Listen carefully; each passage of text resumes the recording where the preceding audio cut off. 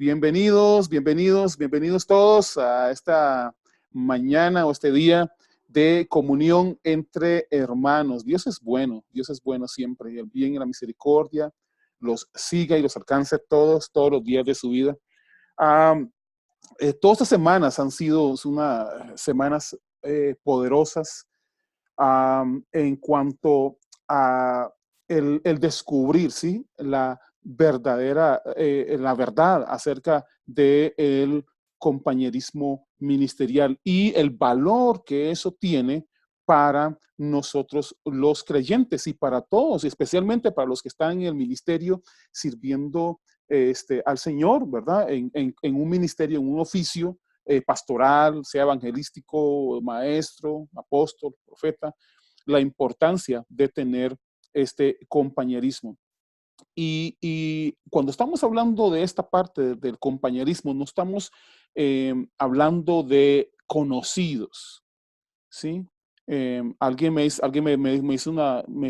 una sugerencia, me dice, pero Douglas, pero si todos tenemos un montón de conocidos por todos lados, ¿no?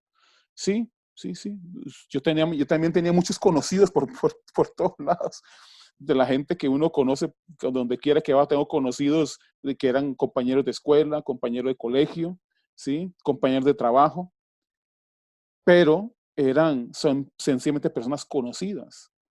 Y una de las cosas que he ido descubriendo es que realmente nosotros como cuerpo de Cristo necesitamos tener comunión unos con otros, ¿sí? La importancia de tener comunión los unos con los otros. Cuando hablamos de comunión, es más que solo un saludo. Hola, es más que me lo topé en una reunión o que lo conozco porque llega a la reunión que tenemos en la iglesia, ¿sí?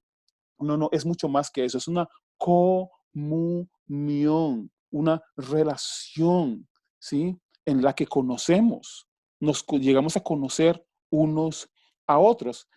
Am, Alguien me dijo una vez, cuando me conoció, me dice, cuando le fui presentando a mis amigos, a las personas con que ando siempre, me dice este muchacho, ese misionero, me dice, veo que sos de largas, de relaciones duraderas, de relaciones de largo tiempo. Entonces le digo, ¿y eso? Entonces me dice, sí, porque conozco gente que sus relaciones no son largas, no son duraderas, son muy cortas, ¿sí? Y, y hay una razón por la que se puede perdurar en relaciones duraderas. Y conste, cuando hablo de relaciones duraderas, no necesariamente digo que las personas en un momento estén lejos de uno, ¿sí? Y uno tiene poca comunicación con ellos, o que en algún momento se hayan enfrentado en alguna situación y se hayan alejado, ¿verdad? Del uno del otro. Em, yo no digo que no existan esas cosas, sino que hay algo que hace que una relación puede ser duradera. Uno, uno, no guarde nunca rencor. Si usted guarda rencor, usted nunca va a poder tener amigos duraderos, ¿sí? Si usted guarda rencor contra las personas, las relaciones van a ser muy cortas, porque tarde que temprano, de alguna manera, nos vamos a ofender con algo. Y entonces no podemos estar guardando rencor. Entonces, uno, si usted quiere tener relaciones duraderas con alguien, no guarde rencor. ¿Ok? Número dos, respete a las personas en su vida, ¿sí? No se entrometa en sus cuestiones personales, ¿sí? No trate de resolverle las cosas personales a las personas, no trate de decidir por ellos, ¿sí? Eso es muy importante. Deje a las personas vivir en paz, déjenlos tranquilos. eh, eh, cómo quieran vestir, cómo quieren el trabajo que tienen, la casa, cómo arreglan la casa. Conozco personas que cuando llegan a la casa de alguien, lo primero que está haciendo es como tratando de ordenar la casa. Este mueble no debe ir ahí, este mueble te queda mejor aquí. Y no saben las razones, ¿verdad? Por las que las personas tienen los muebles en ciertos lugares de su casa. Por ejemplo, colores, ¿sí? Colores de pintura de la casa, y llegan y observan, uy, qué color más feo ese de la casa de ellos. A ellos les gusta ese color, déjenos en paz con su color de casa, ¿verdad? Siempre hay gente que está tratando de arreglar la vida. Quieren relaciones duraderas, no se metan en esas cosas de las personas, ¿sí? Otra cosa que hace una relación duradera, siempre recuerde a las personas, ¿sí? Recuérdelas, siempre recuérdelos, siempre tenga buenos recuerdos, guarde los buenos recuerdos, siempre. Y eso es algo que va a hacer de una relación algo duradero. Siempre recuerde, siempre cuando se sientan, después de que tal vez de años de no verse, siéntense y recuerden viejos tiempos, buenos viejos tiempos. Y eso hace que las personas digan, wow, mira, él se acordó de esas cosas, se acordó de esto otro y así. Y eso es algo muy lindo, ¿verdad? No estar recordando las cosas, como dice las escrituras, las viejas, ¿verdad? Las cosas viejas, ¿verdad? Pero las cosas viejas malas, ¿sí? Normalmente que son las que, pues, son las que normalmente salen a luz, de las cosas malas, pero no, siempre recordar las buenas cosas de sus relaciones con otras personas. Y lo otro, que siempre, esa es una de mis favoritas, siempre ore por sus compañeros, por sus amigos, siempre ore, aunque sea un ratito, aunque sea algo, Señor, gracias por fulanito, sutanito, sutanita, gracias por, por, por, por permitirme tener esta relación con esta persona, y es algo maravilloso hacer eso. Así que todas estas semanas, esta cuestión de el compañerismo ministerial ha sido algo sumamente importante, ¿sí? Y como dicen las escrituras, mire, no es bueno que el hombre esté solo. Y dice el proverbio, es que hay del que está solo, ¿sí? Estar solo no es bueno.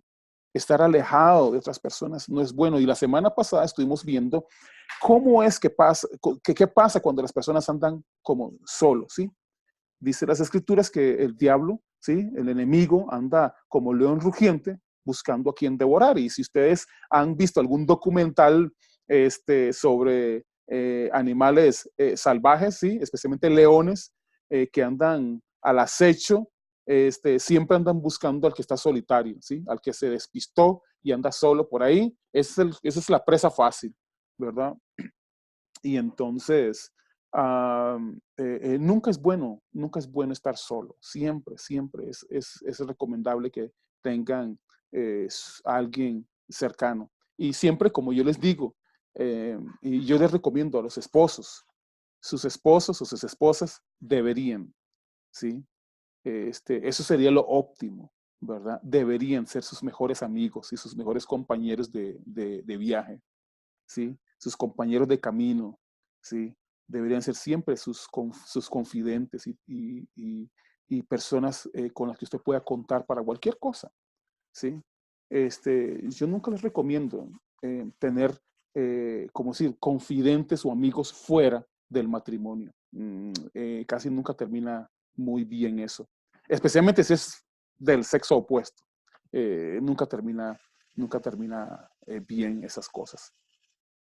Y todas estas semanas hemos estado, esta semana pasada, perdón, estuvimos viendo acerca de cómo las personas cuando andan en esa situación y no tienen compañerismo, entonces cuando llegan o cuando tenga algún pensamiento acerca del evangelio o algún pensamiento que venga a su mente y no tiene compañeros con quien compartirlo, este, a veces muy probablemente vaya a desviarse de la verdad.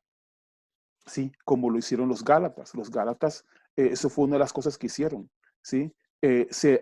al no tener esta amistad unos con otros, y quienes podían corregir el desvío, ¿sí? Entonces terminaron corrompiéndose, ¿sí? Y corrompiendo a otros. Y eso es algo grave que no puede permitirse, ¿verdad? Para nosotros. Hemos estado estudiando todo esto basado en el libro de Gálatas, que es uno de los libros que más se habla de este asunto en las Escrituras. Como estábamos hablando la semana pasada y la semana antepasada acerca del compañerismo, y hemos visto cómo dentro de la misma congregación de apóstoles aparecieron hermanos falsos, ¿sí? Lo vimos la semana pasada. Y también estuvimos viendo que también habían algunos pervertidores, ¿sí? Que traían un evangelio perverso o pervertido, contaminado dentro de la congregación. Y entonces, la semana pasada vimos cómo Pablo tuvo que reprender, ¿sí? Tuvo que corregir, tuvo que exhortar, y dice que fue duro, ¿sí? Fue una confrontación dura con el apóstol Pedro. Él y el apóstol Pedro tuvieron una confrontación. Bueno, no fue una confrontación, sino que básicamente el apóstol Pablo vino y le recriminó, ¿sí? Lo enfrentó y le dijo, lo que estás haciendo, lo estás haciendo mal. Y eso justamente porque la actitud del apóstol Pedro estaba contaminando a muchas personas, ¿sí? Contaminando a muchas personas con el error. Y eso no debería permitirse, ¿sí? Nosotros no, deberíamos tener tan claro lo que estamos haciendo y claro dónde estamos, que nos da la oportunidad de poder corregir, ¿sí? No, no es estar regañando a la gente por cosas, por sí, por cualquier cosa. No es estar peleando con la gente, no, no, no, sino es una corrección que vino a hacer el apóstol Pablo y lo hizo de una manera extraordinaria. Y yo digo, ojalá tuviéramos más personas, ¿sí? Con esa valentía de poder venir y hablar de esa manera, esas cosas.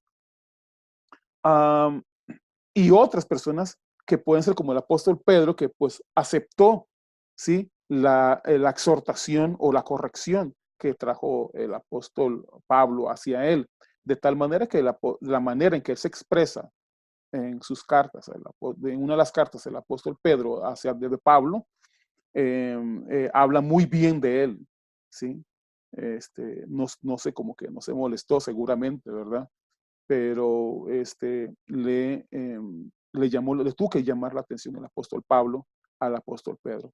Ahora, en el capítulo 6 vamos a ver algo muy importante en el día de hoy. En muchas iglesias, y yo sé que muchos de los que están oyendo o los que van a escucharlo luego, han tenido la experiencia de algo que se llama la disciplina en la iglesia, ¿sí? Yo no sé cuántos han tenido que disciplinar en la iglesia. Yo no sé. A mí nunca me mandaron a disciplina. Creo que no me acuerdo. Creo. Espero que estar acordándome de lo que nunca me mandaron a disciplina. Pero en las iglesias pues donde crecimos nosotros, bueno, por un lado, mis papás eran los pastores, entonces, eh, ¿verdad? Seguro no nos disciplinaban porque eran muy alcahuetas, seguro, pero éramos torteros nosotros a veces. Pero bueno, dentro de esas cosas que yo observaba mientras venía creciendo, habían cosas, momentos en las que yo escuchaba que fulanito, sutanita, ¿verdad? Estaban en disciplina, especialmente con los músicos. En una iglesia en Nicaragua que nos llegamos, nos dimos cuenta que todos los músicos estaban en disciplina, todos, no había un solo músico que no estuviera en disciplina, todos estaban en disciplina. Cuando las personas se referían a estar en disciplina, lo primero que hacían era que los quitaban del púlpito, ¿sí? Los bajaban de lo que hacían, los tenían sentados en todas las reuniones y tenían que hacer ciertas, no sé, ciertas prácticas o ciertas cosas, ¿sí? para poder restaurar su posición, ¿sí? Para que puedan restaurarse en su posición otra vez. En algunos casos que observé, la parte de disciplina era algo, era muy vergonzoso, ¿sí? A tal punto que para muchas personas lo mejor era irse de la iglesia a otra iglesia, mejor, ¿sí? Porque la manera en que lo hacían, la manera en que llamaban para disciplinar a los hermanos, no sé si era, porque no estuve ahí cuando Pablo llamó la atención a Pedro, porque dice que lo hizo públicamente, ¿sí? Lo hizo públicamente. ¿Y qué manera usó Pablo para corregir al apóstol Pedro? ¿Qué fue las palabras que usó? Porque lo hizo público, ¿sí? Lo hizo público. Y había una razón para hacerlo público, porque, dice, porque lo que estaba haciendo Pedro era en extremo malo, ¿sí? De tal manera que no solamente era algo que lo afectaba a él, a Pedro personalmente, sino que también estaba afectando a otros creyentes en, en un caminar de hipocresía, ¿sí? En un caminar de hipocresía. Y esto es algo que Pablo dice, no voy a permitir que eso suceda. No voy a permitir que eso se haga de esta manera, porque están contaminando a otros hermanos. ¿Ve? Entonces, yo estaba meditando que cuando hay cosas dentro de la congregación que ya se pasa del ámbito personal al ámbito congregacional, donde muchos están siendo afectados, entonces creo que había una posibilidad de hacer algo público. Pero cuando no trasciende al público, yo no creo que debería hacerse público. Y estoy adelantándome un poco a lo que voy a hablar, a lo que voy a enseñarles ahora, pero a veces queremos como, en las iglesias, a veces se quiere como, digamos, hacer que la persona escarmiente, ¿sí? Para que no lo vuelva a hacer. Entonces lo hacemos público para que todo el mundo sepa. Momentito, o sea, yo no sé por qué tenían que hacer esas cosas. Y era como un castigo y todo. Últimamente se volvió de moda, yo no sé si a ustedes les ha pasado por eso, pero se volvió de moda en que el pastor, si es el pastor de la iglesia, pone en disciplina a su esposa, porque no hace las cosas porque no hace las cosas como él dice, o la esposa se enojó en algún momento. Entonces, hermana, usted va para disciplina y la ponga en disciplina para que todas las demás mujeres de la iglesia vean que yo soy imparcial. Entonces tienen disciplina a la esposa. Últimamente, me he topado con muchos pastores que me piden consejo qué hacen, porque van a poner a su esposa en disciplina, ¿verdad? Y todo eso. Y cuando hablan de disciplina, vuelvo otra vez, no es otra cosa más que un castigo, ¿sí? La disciplina en las congregaciones se vuelve más que todo como un castigo, ¿sí?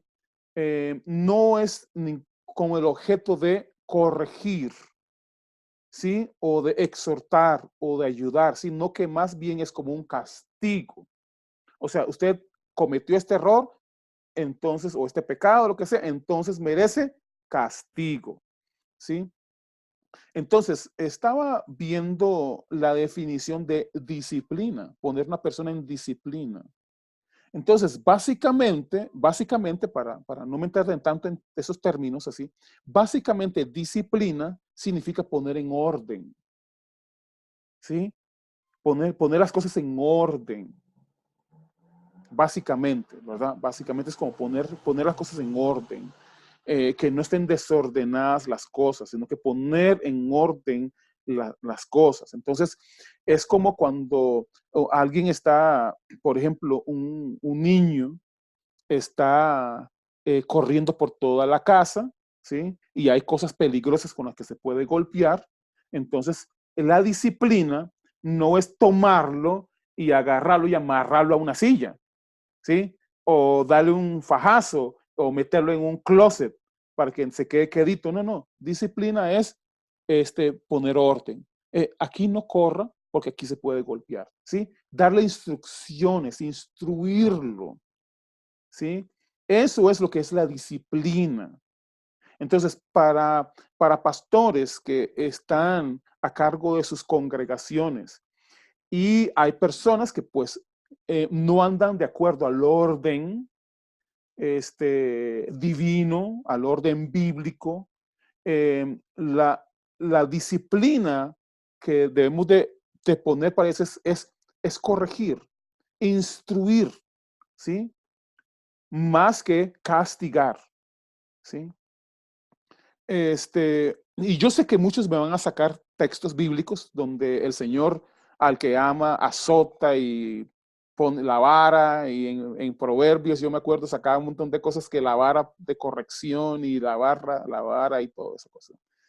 Hay que la vara es para la espalda del necio y cosas como esas. Yo sé, o sea, sí, o sea, sí existe la corrección y sí existe la vara, ¿sí? Y sí existe la exhortación a un hermano, ¿sí?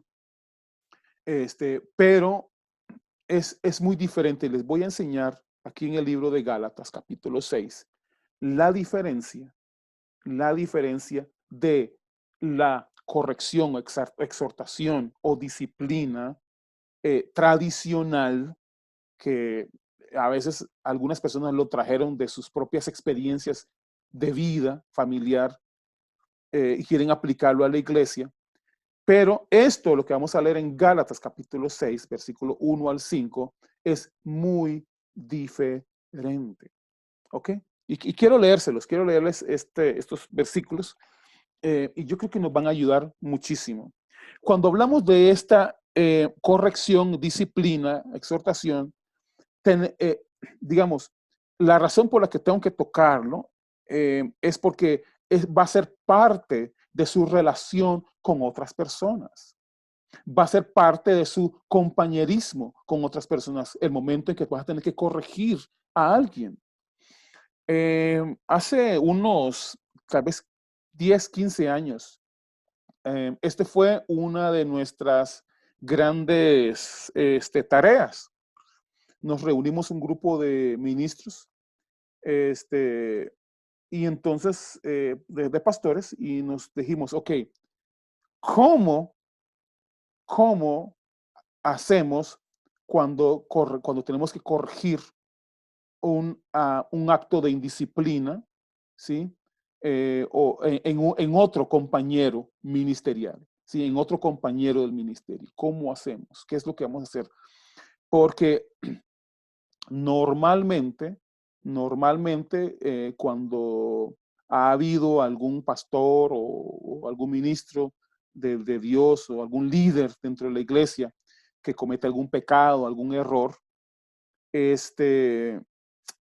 normalmente la manera en que se ha hecho ha sido crear un desprestigio a la persona que ha cometido la falta. ¿Sí? Se ha menospreciado y se ha desprestigiado a esta persona. Es más,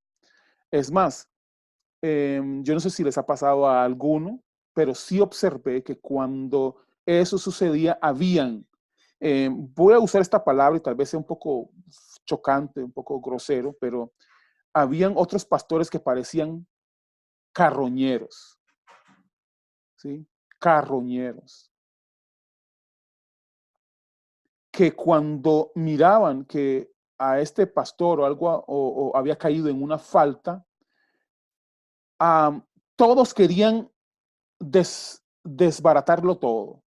Algunos querían la iglesia en la que estaba pastoreando este pastor. Otros querían el puesto que tenía, de líder que tenía este otro pastor. Otros querían vengarse por alguna actitud que tuvo este pastor con él antes. Cosas como esas, ¿sí? Entonces, estaban como mutilando al hermano que había caído en una falta, ¿sí? Que había caído en pecado, lo que sea. Estaban destruyéndolo. Y yo lo observé muchas veces, incluso con nuestra familia, ¿sí? Que en situaciones incluso hasta infundadas, ¿sí? Lo primero que la gente hacía era tratar de destruir y aprovecharse del momento para su propio provecho, ¿sí? Y eso, hermanos, no es el modelo que ni recibimos ni de Cristo ni del apóstol Pablo, que está escribiendo ahora a los Gálatas en este libro, a los creyentes en este libro de Gálatas. Gálatas capítulo 6, versículo 1 al 5, dice, hermanos, ok, está hablando a los creyentes, hermanos, si alguno fuera sorprendido en alguna falta, si alguno fuera sorprendido en una falta. Está hablando de los que cometen una falta, ¿verdad? Y luego se dirige a los otros. Vosotros que sois espirituales, cuando habla el apóstol Pablo de espirituales, está hablando de personas maduras en el conocimiento de Cristo, que conocen a Dios, que conocen qué es el corazón de Dios, que saben el pensamiento de Dios hacia las cosas. Ustedes que son espirituales, no niños, ¿sí? No niños, sino espirituales, maduros. Ustedes que son espirituales, y quiero detenerme aquí un poquito. Cuando hablo de espirituales, hay muchas personas que quieren imponer disciplina sin ser espirituales. ¿Sí? Quieren imponer disciplina y no son espirituales, son carnales. Así que la disciplina que van a imponer va a ser una disciplina impuesta carnalmente, no espiritualmente. ¿Sí? Hace algunos años me sucedió algo. Un muchacho, un músico, se me acerca y me dice, pastor, fíjese que estoy estoy en esta situación eh, pecaminosa y no sé qué hacer al respecto. Entonces, cuando le pregunté exactamente qué era, era una situación sexual. Entonces, lo único que yo le dije es, lo mejor es apartarse de esa situación. Yo te recomiendo, mejor apártese de eso y con apartarse de eso usted resuelve ese problema. Perdón. Me dice, es que es difícil, me dice, porque es que esta persona yo la quiero mucho y yo no puedo alejarme de esa persona. Entonces le digo, bueno, entonces cuando usted esté en la casa con esa persona, por lo menos que hayan una o dos personas más. Ah, no, es que yo quiero estar a solas con esa persona. Entonces le digo, lo que usted me quiere decir es que usted va a seguir haciendo eso. Me dice, pues por supuesto. Entonces le dije yo. Entonces lo único que yo le voy a recomendar es, mire, hermano, no deje embarazada a esta muchacha. ¿Sí? Porque la va a afectar a ella más que a usted. Entonces, al día siguiente me llama el pastor y me dice, Douglas, necesito hablar con vos. ¿Qué le dijiste tú a este muchacho? Entonces le repetí lo que le dije, ¿verdad? Y me dice, pues me parece bien. Y le digo, ¿por qué? Me dice, porque el papá vino y me dijo que tú le diste un mal consejo a su hijo. Entonces le dije, ¿pero qué quiere que le diga? Si él me dijo que de todas maneras iba a seguir en eso. Entonces lo que yo le dije, pues no deje embarazada a la muchacha, ¿verdad? Entonces me dice, pero es que ellos están acostumbrados a que por los actos que ellos hacen, ellos necesitan la disciplina porque ellos tienen que pagar con un castigo por la falta que cometió. No sé si me explico. ¿Tiene sentido eso? Hay creyentes, hay personas que están tan acostumbrados a esta cuestión de la disciplina que ya van, hacen sus cosas y pónganme en disciplina. Y ya les ponen en disciplina, ellos entonces en su mente creen, ya yo pagué por eso. Entonces ya, siguen su vida normal. ¿Sí? No sé si me explico. Y algunas personas tienen esa manera de pensar. Y algunos pastores alimentan eso. ¿Sí? Algunos pastores alimentan esa manera de pensar. Bueno, lo agarramos, lo ponemos en disciplina, pero como es una persona de muy importante para la congregación o para mi ministerio, entonces lo que hago es que lo pongo en una disciplina que él puede pues aguantar ahí unos 3 mesecitos ahí sin tocar su instrumento o sin predicar o sin hacer algo, entonces luego lo pongo de nuevo, ¿sí? Entonces las personas son como, entonces lo que voy a hacer es pecar y entonces me ponen en disciplina, pago el delito, pago por el delito, pago el castigo por el delito que cometí y sigo mi vida normal, ¿sí? Muchas de estas personas lo único que tienen en su corazón es remordimiento por lo que hicieron. Ay, lo volví a hacer. Oh, hice esta cosa mal. Pero no hay un arrepentimiento verdadero, genuino en su corazón. Entonces, muchas veces estas disciplinas lo que produce es sencillamente un apego al remordimiento, ¿sí? Le hace que la gente siga creyendo en esa manera de vivir sin un cambio en sus vidas. Por eso es que el apóstol Pablo dice, ustedes que son espirituales, encárguense de este asunto. Encárguense ustedes de este asunto. Y entonces dice, restauren con espíritu de mansedumbre. ¿Sí? Restáurenlo con espíritu de mansedumbre. Restáurenlo. Y yo me puse a averiguar esta palabra de restaurar. ¿Saben lo que significa restaurar algo?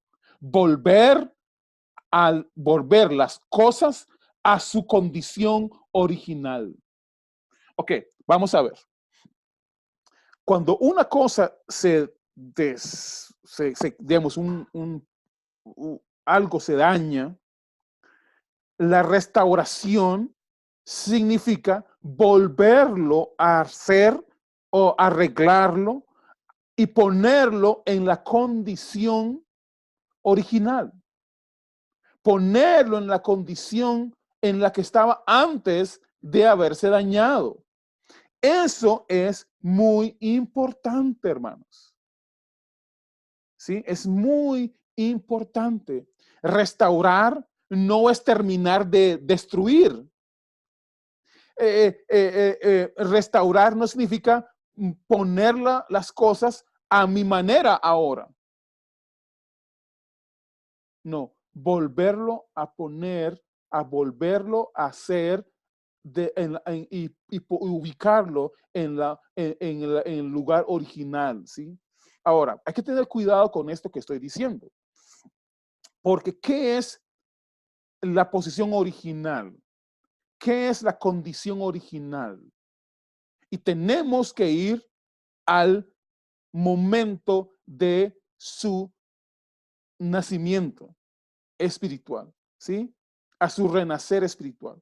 Ok, cuando una persona renace del espíritu, cuando una persona nace del espíritu, cuando una persona vuelve de estar muerto al pecado a vivir en el espíritu, entonces esa persona es una persona sin mancha, perfecta, ¿sí? La condición de esa persona es una condición pura. Su posición como hijo de Dios. Y eso es lo que tenemos que restaurar en las personas. Recordarle a las personas, ¿sí? Recuerden que la disciplina es instruir. Entonces, una de las cosas que tenemos que recordar y hacer con las personas que hemos encontrado o sorprendido en una falta es restaurarlos. Recordarles quiénes son, hermanos. Es recordarles de dónde cayeron. Hey, tú no perteneces acá en el suelo. Tú no perteneces a esta clase de vida. Tú perteneces a una vida superior. Tú no debes estar aquí. Tu posición es acá arriba. Tú eres hijo de Dios, santo, justo, perfecto delante de Dios. Y eso es algo importante para las personas. Y yo sé que algunos van a decir, pero entonces, entonces, ¿y cómo repara el daño? Porque queremos entonces que las personas reparen el daño de alguna manera. Jesús, ¿qué le dijo a la mujer adúltera cuando los fariseos um, querían apedrearla? ¿Qué dijo Jesús? Jesús le pregunta, le dijo a los, Jesús le dijo a los fariseos que le preguntaron, ¿qué hacemos con esta mujer? En la Biblia, en las escrituras dice que tenemos, la ley dice que hay que apedrearla. ¿Y qué creen que dijo Jesús? Bueno, cumplan la ley. Y recuerden que la ley dice que el primero en tirar la piedra tiene que ser alguien sin pecado. El que está libre de pecado, que tira la primera piedra. Jesús ya sabía eso, que estaba en la ley. Y nadie se atrevió a apedrearla. Y Jesús le dijo esto a la mujer cuando él le preguntó dónde estaban los que la acusaban. Y ella dijo, no, todos se fueron. Jesús Jesús le dijo, mujer, vete, ni yo te condeno. Vete vete vete y no peques más. Y quiero aclarar esto porque para muchas personas podrían interpretar que lo que nosotros estamos diciendo, o lo que yo estoy diciendo es, nada más hay que decirle al hermanito, mira, vos sos santo, sos hijo de Dios, no debes de estar aquí, y mira, todo tranquilo, seguí en lo que estás. No, señores. No. Tiene que haber este cambio, ¿sí? La falta, la falta tiene que corregirse y dejar a un lado eso, ¿sí? Y eso es lo que hacemos. Vete. Nosotros no te condenamos tampoco. Vete vete y no peques más. Mire, el apóstol Pablo es muy claro cuando habla acerca del pecado y lo vamos a ver tal vez en otra ocasión acerca de esto, porque um, el pecado es algo sumamente, ¿cómo diríamos? Tramposo, ¿sí? Es sumamente tramposo y es sumamente dañino para el alma de las personas, ¿sí? Eh, eh, es como, es como hacer algo, ¿sí? O tomar algo que sabes que te daña, pero como no me dañó en ese momento, entonces me sigo tomando a poquitos, ¿verdad? Y al final termina dañado completamente, ¿sí? Haces el pecado que tal vez no molesta mucho al principio, pero va carcomiendo dentro de las personas, ¿sí? Entonces, la cuestión es, hermanos, no estamos aquí para condenar a nadie. Eso es lo que dijo Jesús. Jesús dijo eso en Juan capítulo 3, versículo 17. Dice, no me envió Dios al mundo a condenar al mundo, sino para que el mundo fuera salvo por él. ¿Sí? Entonces, la intención de Dios no es condenarte. La intención de Dios es restaurarte. Lo que buscamos con nuestros compañeros, cuando algún compañero nuestro cometa una falta, lo que buscamos es restaurarlo. Es restaurarlo. No es dañarlo, no es condenarlo, no es destruirlo, es ayudarlo. Y por eso cuando les dije disciplina otra vez, es dar instrucciones. Dar instrucción, instrúyalo de nuevo, siéntese con él. Pero no andemos publicando. Si no ha trascendido, no hay necesidad de publicarlo. ¿Sí? Por eso le digo, el apóstol Pablo habló de esa manera con el apóstol Pedro públicamente porque ya había trascendido públicamente, sí, ya estaba dañando a muchas otras personas.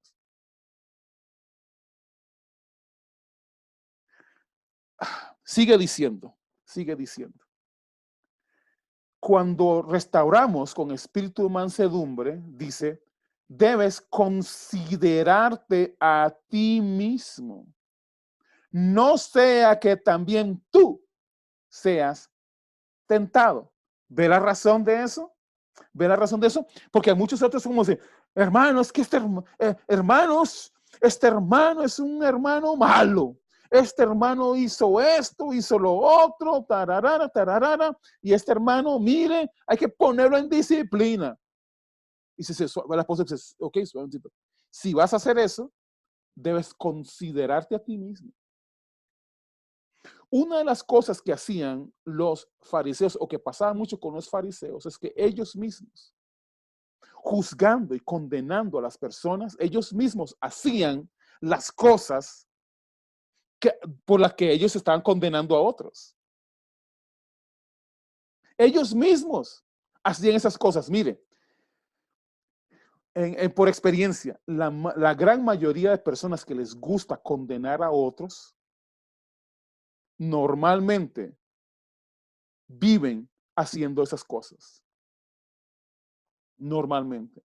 Decía una vez mi pastor Raúl Vargas, decía una vez, aquellos que andan buscando siempre o que andan hablando siempre de hermanos que han caído en adulterio, lo más seguro es que anden en adulterio. Había un hermano que él siempre estaba detrás de las hermanas, regañando a las hermanas. Hermanas, poniendo en disciplina a una hermana que se había cortado el pelo, o poniendo en disciplina a una hermana que andaba en un jeans muy apretado, según él, o andaban con enaguas muy cortas, según él. Entonces, un día el pastor le dijo, mire hermanito, mire hermano, lo más seguro es que usted va a tener que arrepentirse, porque usted, lo más seguro es que tiene un problema de mujeres, ¿sí? ¿Qué anda haciendo usted detrás de todas esas hermanas? ¿Qué anda haciendo viendo solo a esas hermanas? Dedíquese a otra cosa, hermano. ¿Sí? Y entonces hay personas que siempre están detrás de otros buscando qué condenar de otros. En el compañerismo ministerial, en el compañerismo espiritual que tenemos, no hacemos eso. No hacemos eso. Repito, no hacemos eso. Lo que hacemos es restaurar al hermano. Disciplinamos dando instrucción. Por ejemplo, con este muchacho que yo les hablé, yo le di una instrucción. No, mejor traiga, si va a estar con esta muchacha, venga con otra persona acompañándolo. Mejor. No aceptó eso, ¿ok? Siempre yo le digo a los pastores, cuando ustedes viajan, yo les recomiendo siempre, ¿saben qué, pastores? No anden solos, viajen siempre acompañados. Les conviene, ¿sí? Les conviene estar acompañados. Mire, pastores, mire, yo siempre le digo, pastores, cuando están en internet, ¿sí? Miren, personas que ustedes no conozcan, que no están dentro de sus contactos habituales ministeriales, no los acepte como amigos. No busque relaciones con mujeres fuera de su círculo habitual de amigos, de compañeros. No es bueno. No le va a ayudar. Eso es disciplina, ¿sí? Eso es disciplinar, eso es dar instrucción. ¿Sí? Eso es lo que hacemos. Bueno, en esos temas, ¿verdad? Hay otros temas, por ejemplo, que yo le digo a los hermanos, mire, tiene problemas con dinero, por ejemplo, con dinero. Yo siempre le digo, mire, mejor acepte otro puesto, váyase y no toque dinero. O lleve usted las cuentas a mano, ¿sí? ¿Verdad? Y no toque el efectivo, porque usted tiene problemas con el efectivo. Entonces, va a estar chuleando las ofrendas ahí, entonces mejor no, o en el trabajo, o en el que sea, mejor no esté cerca del efectivo o lo que sea. Y cosas como esas, ¿sí? Entonces, siempre es bueno, ¿sí? Eh, eh, escuchar consejo, ¿sí? De otras personas, de otros compañeros. Mire, y la razón por la que yo les hablaba de estas cosas, especialmente a los varones, o ahora también a las hermanas, porque ahora también están siendo atacadas en ese sentido, este, siempre lo digo porque es tan común ahora ver esas cosas, es tan común, ¿sí? Es tan común. Siempre le digo a los pastores, em, denle la clave de su correo o de sus cosas a su esposa o esposa, denle sus claves y todo a su esposa o su esposo, ¿sí? Em, no para estar viniendo, sino para que usted pueda estar en paz, ¿sí? Para que usted pueda estar con tranquilidad. Aquí en mi casa, mi esposa y mis hijos, todos conocen mis claves. Todos entran a mi teléfono, todos entran a mi computadora no tiene clave de nada. Bueno, sí tiene una clave, pero es porque la computadora sí vino y no sé cómo quitarlo, pero todos mis hijos ya saben cómo entrar a mi compu. Y así que ellos tienen todas mis cosas a la vista, ¿sí? Eso me protege a mí, ¿sí? Eso me sirve, es una protección para mí. Y yo les recomiendo hacer eso. Cuando yo viajo a otro país, lo primero que hago es, hermanos, tengo un par de hermanos, pero cuando voy a Nicaragua, tengo unos hermanos que yo les digo, voy a estar en Nicaragua, a tal hora llega el bus. Y ellos están 1 hora antes de que llegue el bus esperándome ahí. Ellos están ahí, ahora que fui a Nicaragua la semana pasada, ellos estaban ahí en la parada 1 hora antes, esperándome ahí para acompañarme. Y me acompañaron todo el día hasta la hora que yo me voy a acostar.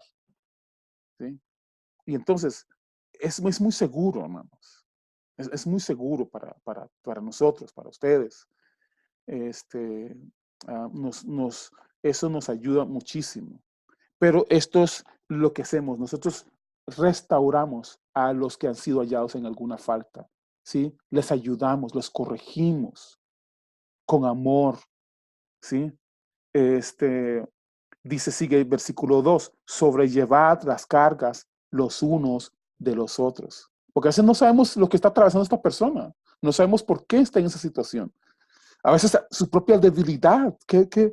Y por eso es que siempre considerarnos a nosotros mismos, porque dice, tal vez usted puede ser tentado, dice el apóstol Pablo luego, ¿sí? Tal vez usted tal vez ahorita no, pero más tarde puede ser tentado y va a querer también el trato, ¿verdad? Un trato de amor, ¿sí? De mansedumbre sobre usted.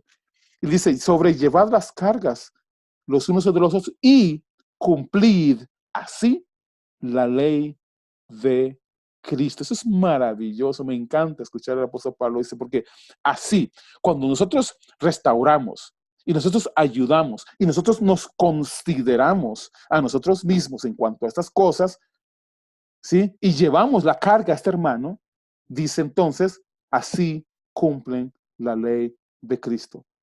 Porque el que se cree ser algo, no siendo nada, a sí mismo se engaña. Así que cada uno someta a prueba su propia obra y entonces tendrá motivo de gloriarse solo respecto a sí mismo y no en otro, porque cada uno llevará su propia carga. O sea, a mí me encanta esto porque el apóstol Pablo dice, usted es responsable de las cosas que usted haga. O sea, no le eche la culpa a otros hermanos. Asuma la responsabilidad de sus actos, ¿sí? Cada uno va a llevar su propia carga, o sea, cada uno va a llevar su propia carga, pero debemos de acompañar a los hermanos que han caído. No sé si me explico. O sea, cada uno es responsable. El hermano es responsable por lo que él hizo, o la hermana, ¿sí? Son responsables de lo que ellos hicieron, pero nosotros los acompañamos, ayudándoles al restaurarlos, al disciplinarlos, al corregirlos, los sobrellevamos las cargas de ellos, les ayudamos en este proceso de restauración. Eso es sobrellevar las cargas los unos a los otros. El apóstol Pablo pasa una experiencia muy interesante. Muy interesante. En el 1 Corintios aparece un detalle de un hermano y el apóstol, un hermano en adulterio, en una situación de adulterio. Y el apóstol Pablo se enoja de una manera y le habla a los hermanos y les dice, yo no estoy ahí presente, pero yo les digo, hagan esto, entréguenlo a Satanás para destrucción de su carne. ¿Sí? Entréguenlo a Satanás. El apóstol Pablo estaba, aquí en Costa Rica decimos chiva, estaba enojado, estaba molesto. Y le dice, mire, a ese tipo, entréguenlo a Satanás. A ver si se salva en algún momento, porque ya, ¿verdad? Eso es terrible lo que está haciendo ese hermano y todo, ¿verdad? Así que los hermanos, me imagino que fueron muy obedientes los hermanos. Y fueron muy obedientes, ¿sí? Dice el apóstol Pablo en 2 Corintios que fueron muy obedientes. ¿Sí? Fueron muy obedientes en eso. Entonces Pablo dice, ok, después de meditarlo bien, y después de ver el arrepentimiento en este hermano, yo voy a pedirles a ustedes que lo perdonen, como ya yo también lo he perdonado. Poderoso. Eso ustedes lo pueden ver en 1 Corintios capítulo 5, versículo del 1 al 5, cuando él manda a los hermanos a entregar a Satanás a esta persona. Y en el 2 Corintios, capítulo 2, versículo 5 al 11, el apóstol Pablo dice, miren, no, el hermano está sufriendo demasiado, ¿sí? Y no queremos que basado en ese sufrimiento, el enemigo gane ventaja. Es muy importante. Es muy importante eso. El enemigo puede ganar ventaja cuando nosotros le damos en demasía. Sí, cuando estamos dándole y dándole y los hermanos llegan a la iglesia y no los saludan. ¿Sí? No sé si ha pasado, pero eso normalmente yo lo he visto suceder. ¿Sí? Cuando el hermano está en disciplina de la iglesia y hago así, disciplina porque en realidad no es una disciplina, es un castigo. Entonces lo que hacen es que los hermanos ya no lo saludan, le pasan de largo, ya no conversan con él, ya no lo saludan, ya no comparten con él, no tienen comunión con él. Momentito. No, no, no, no. Ese no es la disciplina del Señor. Ese no es la ley de Cristo. Eso no es la recomendación del apóstol Pablo de restaurar a una persona. Es cuando más debemos estar cerca de esa persona, es cuando más debemos de cubrirlo, es cuando más debemos de estar con él, es cuando más debemos de apoyarlo. Y si ustedes ven en la iglesia, es con todo lo opuesto. Es cuando más lo desprecian, es cuando más lo echan fuera. Al final, hermanos, hay muchos más creyentes afuera de las congregaciones golpeados por estos casos de disciplina cristiana, disciplina pastoral. Hay más personas dañadas por este tipo de disciplina que por la corrección espiritual y la disciplina espiritual. No, nosotros debemos de hacer las cosas correctamente, no como niños. Y la gran mayoría de disciplinas que yo veo es una disciplina de niños, ¿sí? Niños disciplinando a otros niños y se vuelve un caos eso. No, hermanos. Nosotros restauramos a las personas, aleluya. Nosotros restauramos a las personas, nosotros las ubicamos, nosotros las instruimos, les ayudamos, sobrellevamos sus cargas para que puedan estar de nuevo donde Dios las puso, donde Dios quiere verlos. Y los que han andado cerca conmigo por todos estos años, saben cómo hemos corregido a algunos. Saben cómo hemos ayudado a algunos. Y conste, de entre todo eso, no todos aceptan eso. Algunos van y buscan, no, es que yo necesito un castigo más duro, más severo. Yo me acuerdo cuando andamos haciendo travesuras, llegaban y nos golpeábamos, ¿sí? Nos golpeábamos, nos caíamos y todo. Y cuando llegamos a la casa, todavía, a pesar de que nos golpeamos y nos damos todo, todavía en la casa nos volvían a dar otros fajazos todavía. Sí, ok, sí, sobre el daño, sobre el golpe que nos dimos, va el otro golpe. Y hay cristianos que son así, ¿sí? Que, ok, sí, me llevé el golpe de mi vida, pero quiero más. Son masoquistas, ¿sí? Denme más porque creen que necesitan pagar por sus pecados. Hermanos, y aquí algunos, yo sé que van a, seguro no volverme a hablar, pero hermanos, los pecados suyos ya fueron perdonados. Los pecados ya los pagó. La culpa por el pecado lo pagó Cristo Jesús hace 2000 años. Tus pecados pasados, presentes y futuros. Tú no tienes que hacer nada para pagar por tus pecados. Tú no tienes que entrar en disciplina ni castigo para pagar por tus pecados. Lo que tienes que hacer es arrepentirte de tus pecados.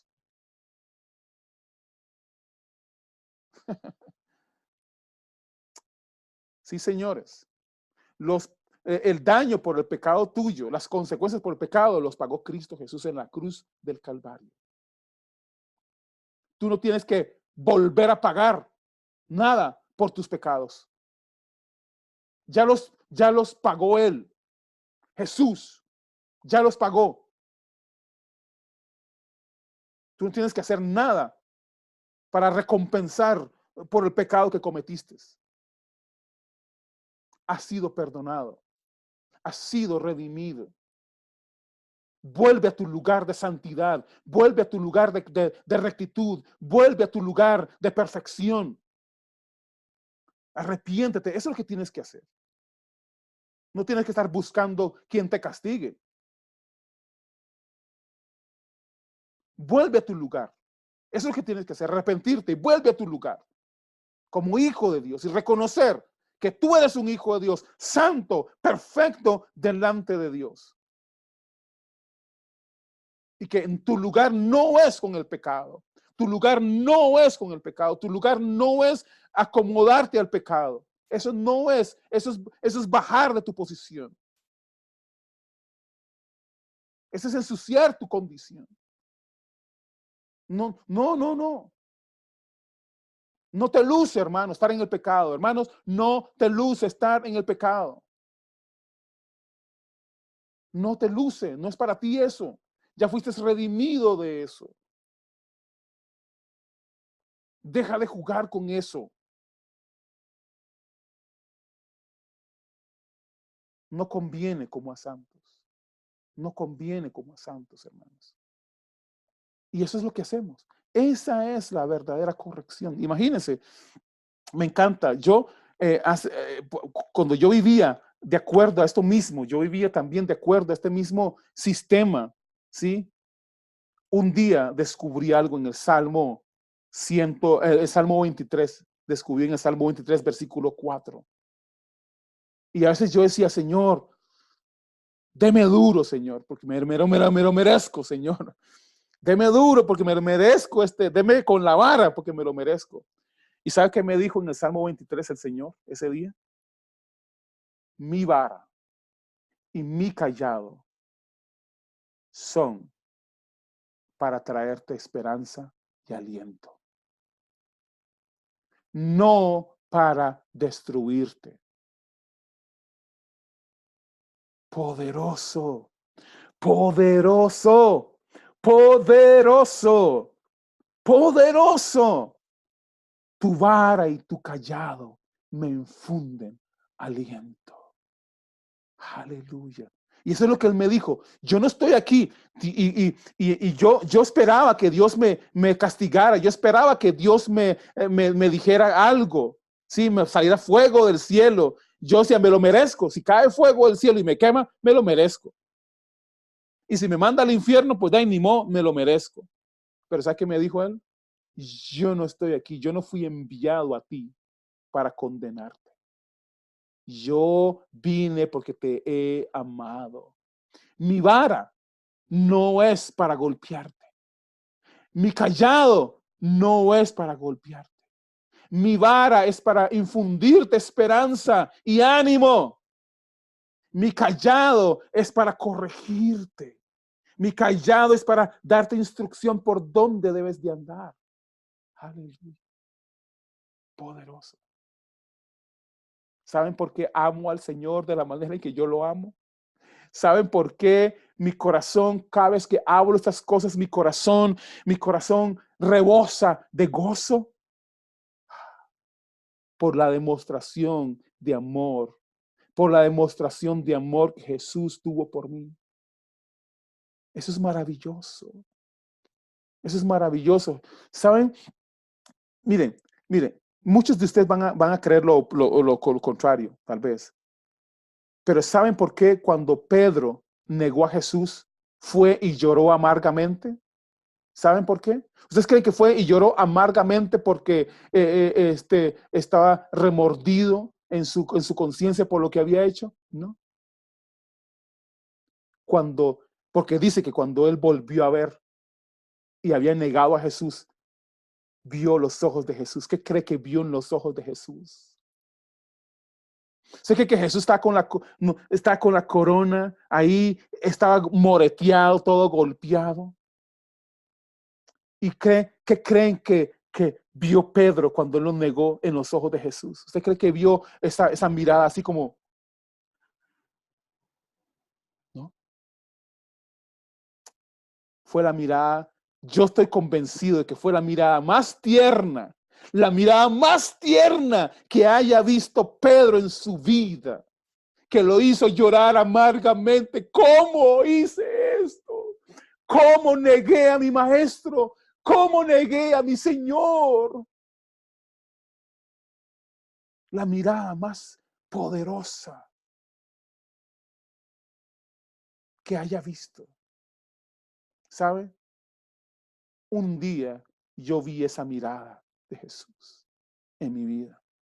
Un día, en lo más bajo de mi vida, vi esa mirada de Jesús. Vi la mirada de Jesús diciéndome, te amo, te amo, te amo.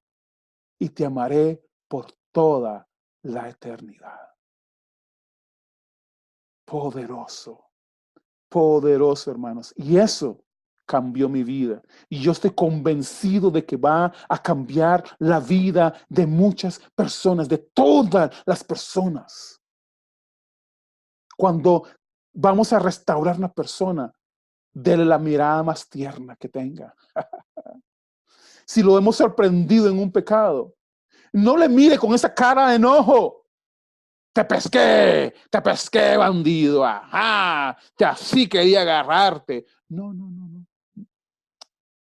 Vuélvalo a mirar con una mirada más tierna. Y ese va a ser el principio de la restauración de esa persona. Poderoso, poderoso. Yo no sé si usted ha tenido esa mirada alguna vez. Ha visto los ojos de amor de Jesús. Eso cambió mi vida, hermanos. Cambió mi vida. ¿Y sabe qué fueron las palabras de Jesús cuando me dio esa mirada? Así como yo te he amado, ve y ama a las personas. No puedo hacer otra cosa más que hacer eso, porque somos imitadores de Cristo, imitadores de Dios, hermanos. No somos imitadores, no eres imitador de tu mamá o tu papá, o de tu abuelo, o de tu abuela, o de tu maestro, o de quien sea. Eres imitador de Dios, imitador de Cristo. Y eso es lo que hace la diferencia en el mundo. Eso es lo que hace que nosotros tengamos una vida diferente, que las personas tengan una vida completamente diferente. Así que yo oro esta mañana, Padre, y yo te doy gracias, Señor, por este día que nos has permitido compartir esta verdad, Señor.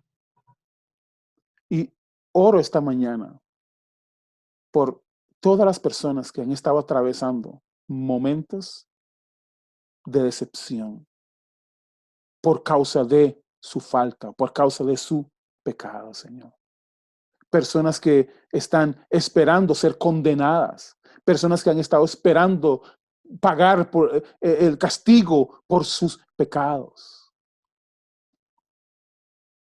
Yo oro por ellos esta mañana, Señor, que ellos puedan tener una revelación de tu verdad, una revelación de la verdad acerca de ti, Señor, de tu amor para con ellos. Que ellos puedan tener una revelación de cuánto los amas tú. Y que puedan tener una revelación de quiénes son ellos verdaderamente en ti, Señor. Lo que han recibido de ti, Señor. Y lo que has alejado de ellos. Para que ellos puedan volver en sí. Como el hijo pródigo, el hijo amado, Señor, el hijo menor que volvió en sí y volvió a su casa. Señor, te doy gracias por la oportunidad que nos da de poder compartir esta verdad y ayudar a muchas otras personas, Señor. Pastores, líderes, evangelistas, profetas, apóstoles, maestros, todos los que están en el ministerio, todos los que están sirviendo en alguna congregación, en algún lado, y aún hermanos de las congregaciones que han sido castigados y han sido disciplinados en maneras injustas. Oramos por ellos, Señor, para que sean restaurados en amor, con mansedumbre, Señor, siguiendo la ley de Cristo. En el nombre de Jesús, tu Hijo amado, te lo pedimos, Señor. Amén. Amén y amén.